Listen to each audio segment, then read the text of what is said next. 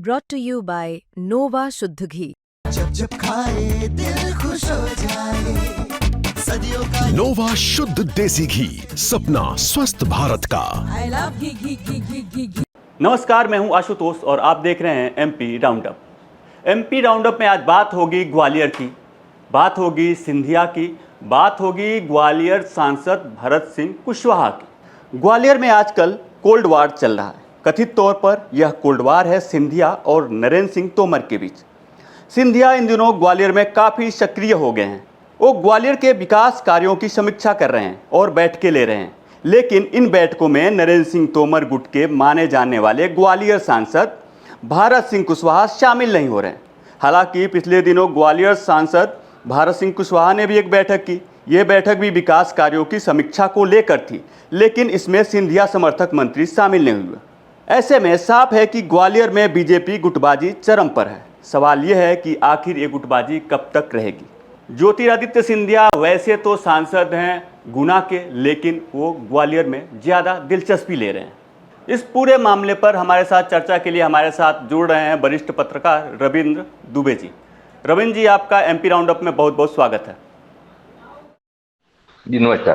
पहला सवाल यह है कि आखिर सिंधिया ग्वालियर में इतनी दिलचस्पी क्यों ले रहे हैं, जबकि वो सांसद हैं गुना शिवपुरी के।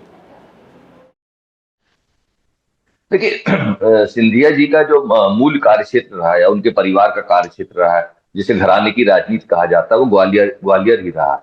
अब देखिए, ग्वालियर में जब से वो भारतीय जनता पार्टी ज्वाइन की है, वो रहे गुना से सांसद हैं, लेकिन उनका पूरा कार्यक्षेत्र, उनके समर्थक, तमाम मंत्री जो है वो ग्वालियर से हैं। अब उनके भारतीय जनता पार्टी में जाने के बाद से ऐसा कहा जाता है, ऐसा माना जाता है कि जो 2 उपचुनाव हुए उसमें भाजपा को हार गई, उपचुनाव भारतीय जनता पार्टी हार गई और कांग्रेस को वहां जीत मिली। वो कांग्रेस का मेयर वहां जीत गया और उसके बाद से इस तरीके से वहां की गुटबाजी आ रही है, सामने आ रही है। उस गुटबाजी को समाप्त करने के लिए मेरे को लगता है कि भारतीय जनता पार्टी के केंद्रीय नेतृत्व ने, देखिए भारतीय जनता पार्टी में ऐसा नहीं होता कि डायरेक्ट कोई सिंधिया, जैसे कांग्रेस का चलता था कि कांग्रेस के कार्यकाल में वहां सिंधिया सब कुछ होते थे, वहां संगठन सब कुछ है और संगठन से इशारा मिलने के बाद ही वो ऐसा लगता हो कि भारतीय जनता पार्टी वहां अपना जो संगठन है, वहां कार्यक्षेत्र है, उनको सिंधिया के नेतृत्व पूरी पार्टी को एकजुट करना चाहते हैं। और देखिए, युवा चेहरा है, युवा नेतृत्व है, उसको कमान देने के लिए भारतीय जनता पार्टी ने तय किया होगा कि उनको आगे किया जाए। देखिए, ये एक दिन में नहीं हो रहा, लगातार हम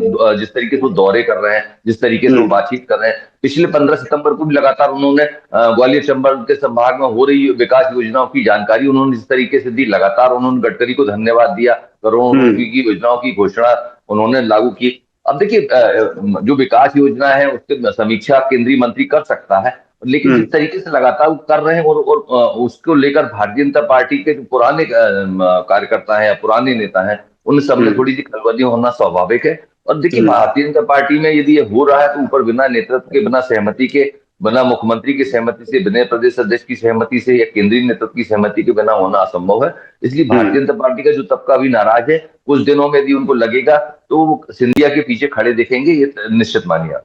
जी पिछले साल श्योपुर में जो बाई इलेक्शन थे, श्योपुर के विजयपुर में, वहाँ भी सिंधिया चुनाव प्रचार के लिए नहीं गए थे। उसका असर भी वहाँ दिखा था। हालांकि जब सिंधिया से इस बारे में बात की गई तो उन्होंने सीधे एक शब्दों में बोल दिया कि नो कमेंट। देखिए, उन्होंने भी जो श्योपुर में नहीं जाने की वजह बताई थी कि उनको कोई कार्यक्रम नहीं मिला, उनका आयोजन, उनको बुलाया नहीं गया। देखिए, उनका नो कमेंट कहने भर से नहीं चलेगा, लेकिन भारतीय जनता पार्टी में हम सब देख रहे हैं कहीं ना कहीं इस बात को लेकर गुटबाजी चल रही है। दोनों पक्ष, जो भारतीय जनता पार्टी का मूल कैडर का कार्यकर्ता है, जो लगातार सक्रिय रहा भारतीय जनता पार्टी की राजनीति में, चाहे बुरा समय में भी रहा हो, तो भी उसके बाद भी लगातार संघर्ष किया है। और आज अचानक जिस तरीके से कांग्रेस के तमाम लोग आकर या सिंधिया समर्थक आ गए, उनको लगता है सिंधिया समर्थक आ जाने की वजह से उनका जो कद है वो घट गया या सिंधिया समर्थकों का कद बढ़ गया। इसकी वजह से उनको लगता है कि उनका जो महत्व घट रहा है, उस राजनीति को लेकर भी वहां गुटबाजी चल रही है। क्योंकि क्या सिंधिया को जिस तरीके से स्वीकार किया जाना चाहिए अभी तक नहीं कर पाई पार्टी, और देखिए सिंधिया को स्वीकार करने, लेकिन सिंधिया के जो समर्थक हैं, जिस तरीके से वो लगातार महल से जुड़कर कांग्रेस के साथ जुड़े रहे हैं और सिंधिया के आ जाने के बाद से लगातार वो राजनीति, भारतीय जनता पार्टी की राजनीति कर रहे हैं। लेकिन भारतीय जनता पार्टी में राजनीति करने का तरीका अलग है, वहां संगठन के साथ मिलकर काम किया जा सकता है, और कांग्रेस में नेता के व्यक्ति प्रधान होता है। तो वहां जो संगठन के साथ मिलकर यदि काम करेंगे तो जो सिंधिया समर्थक है उनको थोड़ा सा कष्ट होगा। लेकिन भारतीय जनता पार्टी के तमाम नेता इस बात को स्वीकार नहीं कर पा रहे हैं कि अभी भी सिंधिया के लोगों को ज्यादा महत्व मिल रहा है। देखिए, इसकी वजह एक और है, वहां का जो प्रभारी मंत्री है इंदौर से विधायक है तुलसी सिलावट, जो सिंधिया के सबसे खास माने जाते हैं, और उस तरीके से जो उनको महत्व मिल रहा है सिंधिया समर्थकों को, तो उनके पेट में तकलीफ हो रही है। इसलिए सिंधिया भी भारतीय जनता पार्टी और कांग्रेस के जो समर्थक है उनके बीच में सामंजस्य स्थापित नहीं कर पा रहे हैं, जिसकी वजह से ये संकट सामने आ रहा है। जी, पिछले दिनों कैबिनेट की एक मीटिंग हुई थी। कैबिनेट मीटिंग में कैबिनेट मंत्री प्रद्युम्न सिंह तोमर, जो कि सिंधिया समर्थक ही हैं, उन्होंने सीधे सीधे बोला कि ग्वालियर की हालात जो है नरक जैसे हो गए हैं, अधिकारी सुन नहीं रहे हैं। और जब इस मामले पे सीएम ने बात की प्रभारी मंत्री से, तो प्रभारी मंत्री तुलसी सिलावट ने भी सीधे बोला कि हाँ वहाँ पे हालात ऐसे हैं। मतलब एक तरीके से उन्होंने तोमर का समर्थन किया। तो आखिर ये पार्टी में चल क्या रही है? देखिए, मुख्यमंत्री जो है डायरेक्ट सारे जिलों का संभाग में या जिलों में जो भी नियुक्ति हो रही है उसको लेकर अब सहमति बनाते हैं। अब देखिए, वो जो अपन सब देख रहे हैं कि मुख्यमंत्री मोहन यादव बनने के बाद से अधिकारियों की नियुक्ति में भी विलंब हुआ। देखिए, मुख्यमंत्री बनने के तत्काल बाद उन्होंने जो जिस तरीके से कुछ मामूली फेरबदल किया था, लेकिन उसके बाद से पूरे जिले में या संभाग में जो भी नियुक्तियां हो रही थी वो थम सी गई थी। यानी विधानसभा चुनाव के दौरान जो नियुक्तियां हुई थी, कलेक्टर की, एसपी की, डिप्टी कलेक्टर की, नगर निगम कमिश्नर की, या नगर पालिका में अधिकारियों की जो भी नियुक्तियां हुई थी वो चुनाव की नियुक्तियां थी, या पुलिस अधिकारियों की नियुक्ति थी वो चुनाव के पहले की नियुक्ति, विधानसभा चुनाव के पहले की नियुक्तियां थी। फिर उसके बाद से लोकसभा चुनाव आ गया तो लोगों को लग रहा था कि बड़े पैमाने पर प्रशासनिक फेरबदल होगा। वो फेरबदल अब जाके हो पाया। हम देख रहे हैं कि लगातार अब नियुक्तियां की जा रही है, ट्रांसफर पोस्टिंग की जा रही है। जिस तरीके से ट्रांसफर पोस्टिंग का खत्म भी हो गया, लेकिन उसके बावजूद कुछ ना कुछ ट्रांसफर पोस्टिंग चल रहा है। अभी हाल में कलेक्टर की लिस्ट निकाली गई है, कई जिलों के कलेक्टर बदले गए। तो ये नियुक्तियां भी इसी गोटबाजी की वजह से नहीं हो पा रही थी कि जो क्षेत्रीय नेता है या क्षेत्रीय विधायक है या क्षेत्रीय मंत्री हैं वो अपने खास अधिकारियों की पोस्टिंग कराना चाहते थे, लेकिन मुख्यमंत्री का खेमा भी उसमें, मुख्यमंत्री का नियुक्ति में सबसे ज्यादा चलना थी, तो उनकी सहमति के साथ साथ दोनों को सामंजस्य बनाने में टाइम लगा। अब जैसा ग्वालियर के क्षेत्र में, देखिए ग्वालियर में 3 तरह की समस्या सामने आ रही है। केंद्रीय मंत्री है ज्योतिरादित्य सिंधिया, विधानसभा अध्यक्ष है नरेंद्र सिंह तोमर, जो मंत्री है वो सिंधिया समर्थक है, और मुख्यमंत्री स्वयं लगातार वहां मेहनत कर रहे हैं, लगातार वहां जाकर देख रहे हैं कि पार्टी में किस तरीके से गुटबाजी को समाप्त की जाए। तो उन्होंने जो अधिकारियों की नियुक्ति थी वो लगातार अपने हाथ में रखी, और सिंधिया और तोमर की सहमति बनाने के लिए उन्होंने लगातार प्रयास किया। इस वजह से कहा जा रहा है कि अधिकारी उनकी नहीं सुन रहे हैं। ऐसा कहा जा सकता है कि भाई सिंधिया समर्थकों को लगता है उनकी नहीं सुन रहे हैं।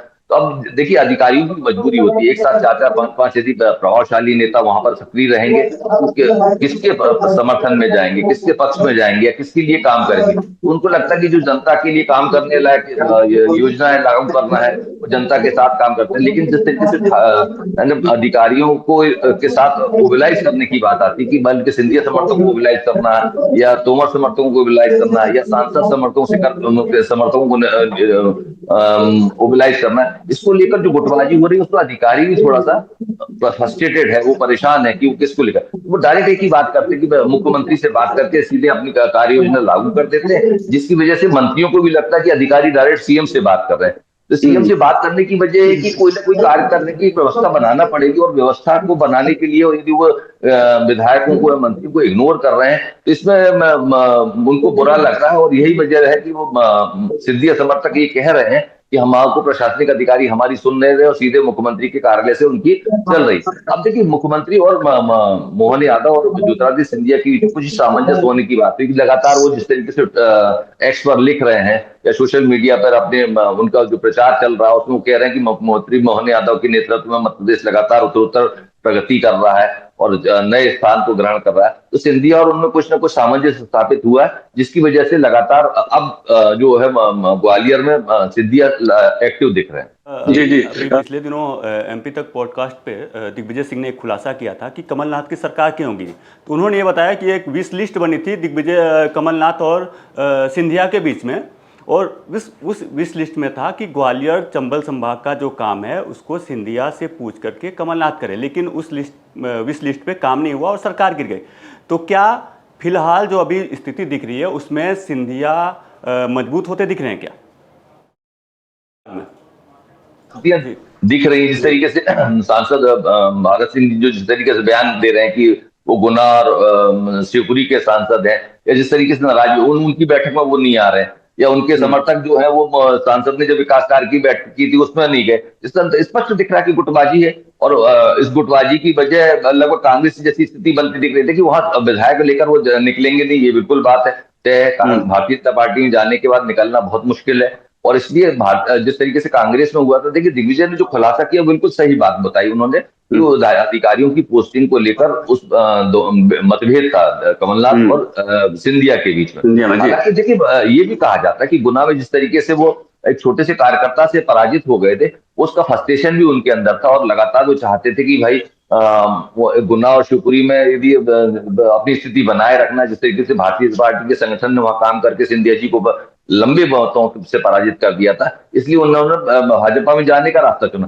लेकिन जो दिग्विजय सिंह ने खुलासा किया है वो ट्रांसफर पोस्टिंग को लेकर बिल्कुल सही बात है कि वहां पर कांग्रेस ने तय किया था कि जो छत्रप है सिंधिया जी की वजह से वहां 26 सीटें मिली हैं, वहां पर ग्वालियर मुरैना संभाग में जो सीटें हैं उसमें से 26 सीटें भारतीय जनता पार्टी को 7 सीटें मिली थी। उसी शहर में वो चाहते थे कि मंत्री बने, उसी चाहते थे कि उनके सहमति से उनके अधिकारी नियुक्त करें। लेकिन कमलनाथ के काम करने की शैली अलग थी, वो लगातार चाहते थे कि उनके लोग भी जो कमलनाथ के समर्थक थे वो अपने अधिकारी विधायक थे वो पोस्टिंग कराना चाहते थे।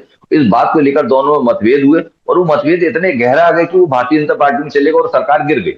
और देखिए उसी इलाके के सबसे ज्यादा विधायक और उनके समर्थक वहां भारतीय जनता पार्टी में शामिल हुए। अब उसमें से भी तमाम लोग जो भारतीय जनता पार्टी में आ गए, तो वो लगभग वैसी स्थिति बनी हुई है। लेकिन भारतीय जनता पार्टी का संगठन इस पर क्या निर्णय लेगा, क्या कार्रवाई करेगा, क्या तरीके से एक्शन लेगा कि दोनों के बीच में सामंजस्य बने। नहीं, मैं उसी सवाल पे आ रहा हूँ कि सिंधिया समर्थक तो सिंधिया के साथ बीजेपी में आ गए, लेकिन ये बीजेपी के पुराने नेताओं के टारगेट पे, अभी हाल ही में चंदेरी का एक मामला मैं आपको बता रहा हूँ। चंदेरी में जो विधायक हैं उनकी एक बहू हैं, वो वहाँ पे थानेदार हैं, उनको लेकर के पुराने बीजेपी नेता ने सीएम को चिट्ठी लिख दी कि ये भ्रष्टाचार कर रही हैं और ये कर रही हैं, वो कर रही हैं, तमाम तरीके के आरोप लगा दिए। तो क्या ये गुटबाजी जो है पुराने नेताओं में और सिंधिया समर्थकों में, आखिर कब तक ये सामंजस्य बन पाएगा? देखिए मुझे लगता है कि इस तरीके से अब कमलनाथ ज्योतिरादित्य सिंधिया को ग्वालियर में एक्टिव किया है, ग्वालियर में गतिविधियां बढ़ा रहे हैं, इसका मतलब है कि वो तमाम भारतीय जनता पार्टी का शीर्ष नेतृत्व संदेश देना चाहता है कि भाई अंततः ग्वालियर में जो स्थितियां हैं भारतीय जनता पार्टी और कांग्रेस भारतीय जनता पार्टी की जो स्थिति वहां पर है उसको लेकर उस मैसेज देना चाहता है कि अंततः आपको इनके नेतृत्व में काम करना पड़ेगा। और देखिए भारतीय जनता पार्टी के जो मूल कार्यकर्ता है, जो मूल कैडर है, उसके साथ संगठन खड़ा होगा और संगठन उनके साथ सामंजस्य बनाने की कोशिश करेगा। लेकिन देखिए विचार के रूप में तो नहीं हो सकता। कार्यप्रणाली भारतीय जनता पार्टी की कार्यप्रणाली और कांग्रेस की कार्यप्रणाली बड़ा अंतर है। और भारतीय जनता पार्टी में आए तमाम जो कांग्रेस के नेता है वो अभी भी व्यक्तिवादी हैं, वो सिंधिया के पीछे चल रहे हैं, भारतीय जनता पार्टी के साथ भारतीय जनता पार्टी के रूप में काम नहीं करना चाह रहे हैं। तो इस वजह से जो दिक्कतें आ रही हैं उसको लेकर भारतीय जनता पार्टी का संगठन क्या एक्शन लेगा। देखिए 2 साल हो गए, यदि एक्शन लेना होता तब तक बहुत सारी चीजें सामने आती, लेकिन अब भारतीय जनता पार्टी का नेतृत्व यदि जो इशारा कर रहा है, मोहन यादव भी कर रहे हैं या संगठन कर रहे हैं, जिस तरीके से सिंधिया लगातार बैठकें कर रहे हैं, विकास योजनाओं की घोषणाएं कर रहे हैं ग्वालियर चंबल, तो मुझे लगता है कि वहां ग्वालियर की राजनीति में महल ज्यादा इंपॉर्टेंट हो गया। और ग्वालियर में अब जिस तरीके से बयानबाजी आ रही थी कि वहां सड़कें खराब है, कांग्रेस का मेयर होने की वजह से वहां जो दिक्कतें आ रही थी, या जो मेयर है उनकी वजह से दिक्कतें आ रही हैं, तो वहां के क्षेत्रीय विधायक भी कांग्रेस के, तो उनको लगता है कि भाई अब इस तरह की राजनीति करके वहां डेवलपमेंट के काम लेकर कराकर और पूरा श्री सिंधिया के हाथ में लेकर अगला जो लोकसभा का चुनाव हो, विधानसभा का चुनाव हो, उसमें सिंधिया का महत्व ज्यादा रहे और उसको लेकर पार्टी इस तरीके से सक्रिय हो। तो संगठन और सिंधिया को लेकर अब वहां पर जो मतभेद दिख रहे थे उसका समाधान बहुत जल्दी आपको देखने को मिलेगा। ये गुटबाजी कब खत्म होगी, इसको लेकर के पार्टी आला कमान को सोचना होगा। एमपी राउंडअप में जुड़ने के लिए आपका बहुत बहुत धन्यवाद रविंद्र जी। मध्य प्रदेश से जुड़ी तमाम बड़ी खबरें देखने के लिए देखते रहिए एमपी तक।